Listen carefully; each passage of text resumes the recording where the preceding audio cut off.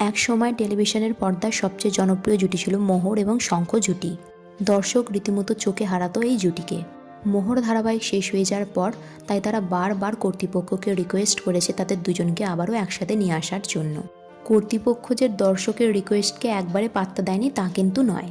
এক্কা দোক্কা ধারাবাহিকে প্রতীক সেন এবং সোনামণির জুটিকে আমরা আবারও দেখতে পেয়েছি, কিন্তু এবার নতুন রোম্যান্টিক রূপে ধারাবাহিকে ফিরছেন তারা। খুব শীঘ্রই সুরিন্দর ফিল্ম প্রোডাকশনের হাত ধরে তারা দুজনে একসাথে ধারাবাহিকের পর্দায় ফিরছেন। শোনা যাচ্ছে এই ধারাবাহিকের গল্পটি নাকি বেশ অন্যরকম, আর 5টা ধারাবাহিকের মতো একঘেয়ে নয়। আর এই ধারাবাহিককে প্লট দেওয়ার জন্য খুব শীঘ্রই শেষ হয়ে যাবে সুরিন্দর ফিল্ম প্রোডাকশনের অপর একটি ধারাবাহিক রামপ্রসাদ, কারণ প্রতি সপ্তাহে টিআরপি পড়ে যাচ্ছে এই ধারাবাহিকের। দর্শক খুব একটা পছন্দ করছে না এই ধারাবাহিকটি, তাই যত শীঘ্রই সম্ভব এই ধারাবাহিকটি শেষ করে দেওয়া হবে এবং তার পরিবর্তে আসবে রোম্যান্টিক জুটি সোনামণি এবং প্রতীক সেনের নতুন ধারাবাহিক। খুব শীঘ্রই শুরু হয়ে যাবে এই ধারাবাহিকের শুটিংয়ের কাজ। শোনা যাচ্ছে এই ধারাবাহিকের প্রোমো শ্যুট হবে আউটডোরে। এই বিষয় নিয়ে খুব এক্সাইটেড এই ধারাবাহিকের নায়ক এবং নায়িকা।